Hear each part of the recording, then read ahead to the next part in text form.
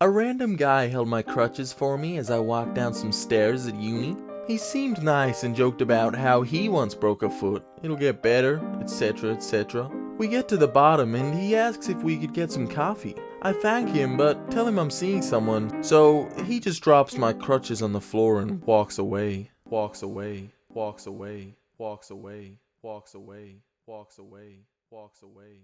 Nice guys. They are known to be some of the most pleasant people in existence. They're gracious. They take no for an answer. And they definitely do not overreact at all. Obviously I'm being sarcastic. Nice guys are actually some of the least nice guys you will ever meet. A guy once PM'd me, "Hey girl, you're so beautiful. You look like you know how to suck a good cock." So I asked him how he'd feel if someone spoke to his sister like that. He immediately blew up and told me he'd kill me for talking about his family like that. Makes sense. Yeah, there was that one time he tried running me over with a truck when I was on holiday. Ah, yeah. Yeah, that's usually a little bit of a red flag. So we met on a dating site between relationships. Described himself as nice and respectful. What a woman wants is important. We met at a seafood restaurant and he was really nice and respectful. He tried to pull my chair out, but I'd done it myself. I jokingly offered to pull his chair out. We'd had a nice dinner, but didn't really click. He seemed perfectly fine. After the scallops, we talked about life goals, and then wrapped the dinner up. He asked me when he could see me again, and I said, I had a great time, but I am not sure a second date will work out. Good luck dating, and put my half of the dinner tab down. He's been honest, and so had I, that we'd had a couple of other people on deck, and were just testing the waters. He flipped his chair over, bolting up, and started yelling about how I was a slut and wasted his time. And if I wasn't going to put out, then I could have at least paid for my meal, as my money and the tip were already on the table.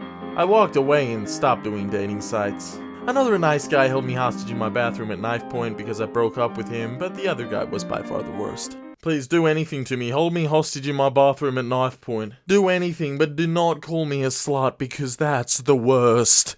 This guy on Tinder asked for nudes after we had talked for a bit. I said no and asked him if this tactic he used to try to get me to send him had ever worked. And he sent me like an essay on how I was the worst person on the planet and something about how I thought I was better than him. Let's just say I deleted Tinder that night. When I read and didn't respond to his message, he texted me, and "Fuck you, I'm a nice guy." The irony. Yeah, a friend of mine thought he was the nice guy. He was pretty smitten with a girl he'd met on the school bus. Over the course of the school year, my friend would lick his lips violently and bang on the table whenever he saw her from a distance. Tell everyone around when she would wear yoga pants in the most obvious way possible, loudly saying, "Look at her ass." Routinely thrust his hips towards her whenever he stood behind her. Get visibly aroused when she sat next to him on the bus. Constantly go into her class for our photo class and take pictures of her cleavage and ass on the teacher's camera and not even bother to wipe the SD card. Tried to get upskirt creep shots and got caught by the teacher. Constantly tell us how he would masturbate thinking about her. He stole someone else's photo of her, made several copies of it in the dark room, and showed people one of the pictures encrusted in his cum, including a friend of the girl. Called her a bitch behind her back when she wore jeans because he couldn't get a good look at her assets. He asked her to prom, and when she obviously said no, proceeded to act like a victim of the friend zone and complain that she didn't like nice guys. Class act that fellow is. Other shitty things he does often is makes fun of mentally challenged people, laughs at people in wheelchairs to their faces, calls people in the womb parasites that should be exterminated, vapes. Sounds like you need to get better friends, vital bumhole. I became friends with this guy in college. After graduation, he got a job and moved in with his girlfriend about an hour's drive from where I was in grad school. I drove out one Saturday to see him, did some cool things, grabbed some food. He waited until his girlfriend was in the bathroom before he told me the following. My boyfriend probably had a low sperm count due to his profession, and if I ever wanted a family, he'd always be willing to take me back, even though we'd never even been together. Yeah, haven't seen him since. What profession would give you a low sperm count? Airline pilot, said all the extra exposure to radiation would do it. I was dating this guy, really nice, we move in together. Awesome. He expects me to cook all the food, buy all the groceries, take care of all the bills, and do all the housework. He occasionally takes a break from his busy schedule of drinking beer and watching sports to tell me I need to go to the gym and stop eating. He also criticises my housekeeping abilities and constantly tells me how poorly my parents raised me. I'm a successful woman with a master's degree. He barely graduated high school and has never had anything other than an entry-level non-skilled job. The kicker?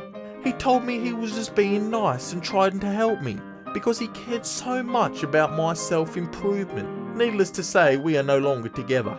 And then you got this guy who's incredibly nice, but only for 102 minutes.